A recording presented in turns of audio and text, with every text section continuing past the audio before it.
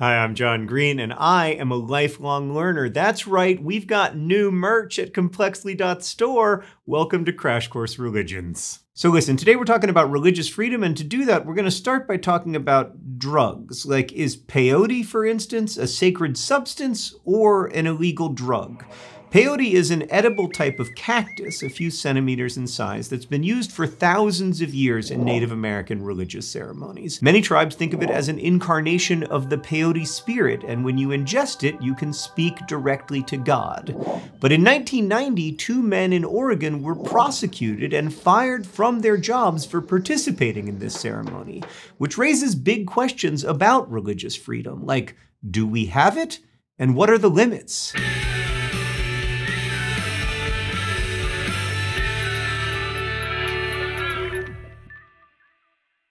So, okay, I believe in religious freedom, and that's something I'm comfortable saying because it's not a particularly controversial position, right?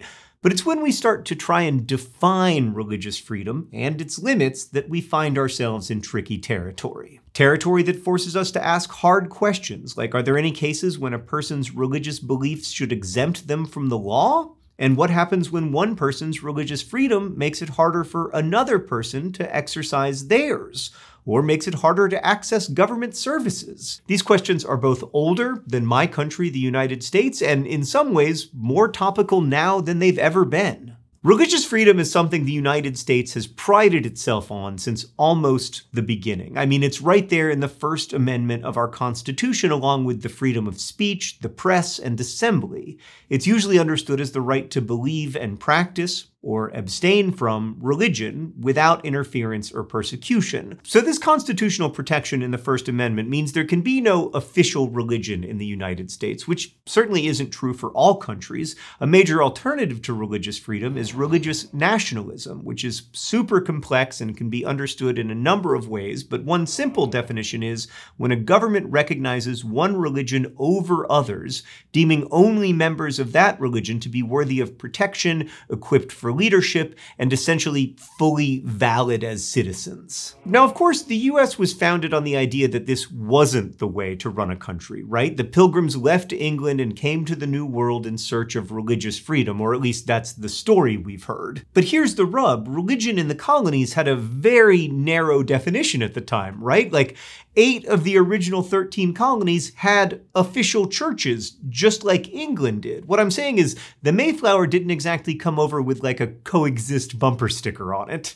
It wasn't until folks like Thomas Jefferson started talking about separation of church and state in the late 18th century that anything resembling our modern understanding of religious freedom existed, at least in the United States. And even then, we often fell short of our promises. In much of the South, for example, there were laws restricting African American religious practices, such as one policy in Georgia that made it illegal for any person of color to preach, to exhort, or join in any religious exercise with any persons of color, either free or slave, there being more than 7 persons of color present. Folks in power were concerned that these religious gatherings could lead to political organizing and revolts by enslaved people. After all, there were different biblical messages happening in these spaces. White pastors could emphasize the Bible's acceptance of slavery, or Jesus' teachings to render unto Caesar what is Caesar's, and so on, while black preachers were more likely to focus on Jesus' teaching that the last shall be first, that all are equal in the eyes of God, and that the poor and imprisoned are especially blessed. In any case, the Founding Fathers, with all their contradictions, were largely inspired by Enlightenment ideas first brought forward in Europe. They hoped that by protecting the freedom to worship as you pleased in what was already becoming a religiously diverse country, they could avoid the kinds of endless wars Europe had faced in previous centuries. But just to be clear, religious freedom already existed in plenty of cultures before the Enlightenment. Like going back to the 3rd century BCE in India, Emperor Ashoka, himself a follower of Buddhist teachings, declared freedoms for all religious sects to practice their own beliefs. And you know who else offered religious freedom to just about everyone? Taoists notwithstanding. Wait for it. The Mongols. That's right. This camera isn't just for humor and personal asides, it's also for shameless nostalgia grabs. There have also been plenty of communities that just didn't really conceive of religions as rivals with distinct claims on the truth, places where religious freedom was just kind of implied. Like in Bengal, prior to the partition of India, Hindus and Muslims practiced overlapping customs, even meeting simultaneously in shared spaces of worship.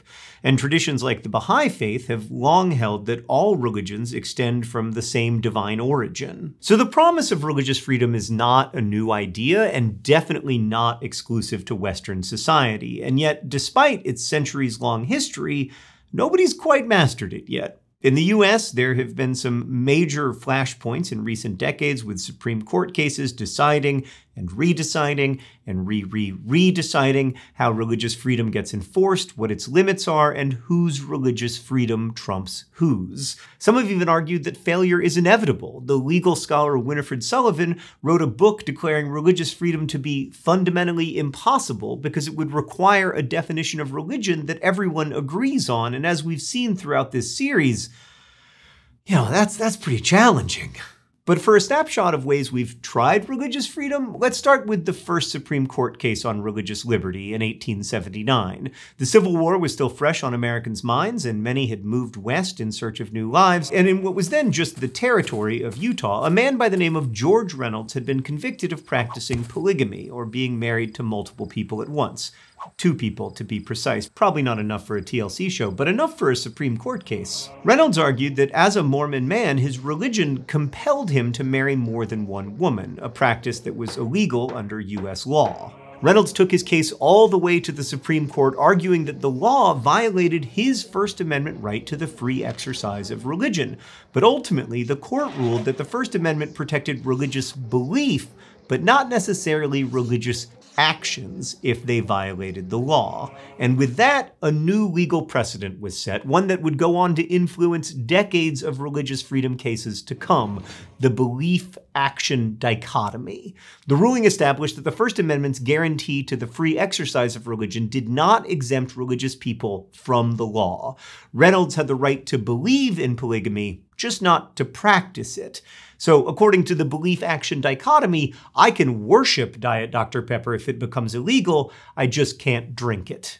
Still, there were tons of kinks to work out in how to apply this rule. Like in the 1960s, a Seventh-day Adventist named Adele Sherbert was fired for refusing to work on Saturdays, a day of rest in her religion, and she had trouble finding another job that didn't hold the same requirement, so she filed for unemployment benefits, which were denied on the basis that she hadn't accepted, quote, suitable work when offered. But then, in what would become a landmark decision, the Supreme Court ruled that the unemployment policy violated Sherbert's religious freedom. And this wasn't just her freedom to believe that Saturdays should be a day of rest, but also her freedom to act on that belief. And more to the point, her freedom to receive the same government benefits as any other citizen while also staying true to her religion. The Sherbert versus Verner case introduced a new precedent, compelling interest. Basically, if a government isn't going to make accommodations for religious actions, it better have a good, compelling reason. What is the good, compelling reason for polygamy being illegal? Too many TLC shows. They would take over. But listen, I don't always have good reasons for things, do you? Like, people don't make any sense, and governments are made out of people, so there were more kinks to work out, which brings us back to peyote. In 1990, Alfred Smith and Galen Black were fired from their jobs for taking the hallucinogen as part of a Native American religious ceremony. And like Sherbert, they too were denied unemployment benefits, in this case because they'd been fired for misconduct.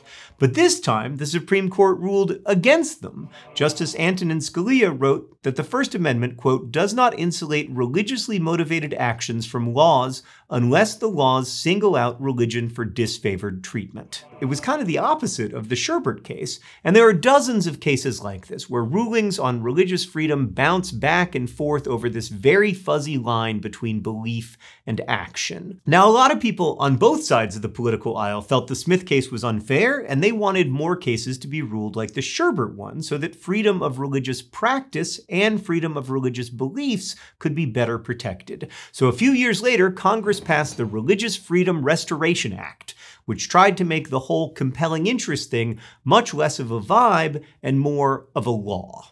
But this continued to not exactly clarify things, because what did our friend Winifred tell us? Protecting religious freedoms is impossible. And yet, like Sisyphus, we gotta keep doing the thing. So RFRA aimed to strengthen religious freedom claims, and starting in the early aughts, more conservative Supreme Court justices were appointed, and then we started to see a pretty significant shift. For most of the 20th century, the Supreme Court tended to rule in favor of about half of religious freedom claims. But in 2005, they upheld 81% of religious freedom claims. After that, religious freedom claims started clashing with a wider variety of rights. Like in 2014, the court ruled in favor of Hobby Lobby, a company whose Christian ownership disputed a law requiring them to provide employee health insurance with guaranteed birth control coverage. And that raised big questions about what was more important, an employer's right to exercise religious beliefs against birth control or an employee's right to access birth control. And in 2018, the court ruled in favor of a baker who refused to make a wedding cake for a same-sex couple on the basis of religious beliefs against homosexuality, which raised big questions about discrimination. Beyond that, contemporary legal scholars have argued there's an imbalance of religious freedom in our country, with conservative Christianity often getting special treatment. One off-cited example, in a 2019 case, the court ruled against a Muslim inmate who wished to have an imam present during his execution, despite permitting Christian inmates to have pastors at theirs. Or in a much broader case from 2018, the court upheld former President Donald Trump's blanket ban of travelers from Muslim-majority countries. Importantly, the ban was created, as stated by the then president himself, as a ban on Muslims specifically. Although justified by the courts as a matter of national security, many opponents have claimed the case never would have stood a chance if it were attempting to ban Christians. So where does that leave us today? Are we any closer to understanding the limits of religious freedom? It's hard to say. Freedom of religion is a constitutional right, but it can't be enshrined without limits. If, say, your religious traditions necessitate killing people, that conflicts with other people's rights. That's an obvious example, but there are plenty of less obvious ones, as we've seen. Throughout history, religious freedom has been used as a tool of oppression to uphold the rights of some religions more than others, but it's also provided a space for the articulation of minority rights, making room for more people to live out their beliefs. We may not ever get it perfect, but maybe that's exactly the point. Keeping a flexible and nuanced view of religion and the law lets us hang on to a flexible and nuanced view of each other. The second we think we've reached a stable answer, we've boxed things in. So maybe the trick is just to keep going. In our next and last episode, we're going to switch gears a bit and talk about pop culture and religion. I'll see you then. Thanks for watching this episode of Crash Course in Religions, which was filmed at our studio in Indianapolis, Indiana, and made with the help of all of these nice people. If you want to help keep Crash Course free for everyone forever, you can join our community on Patreon.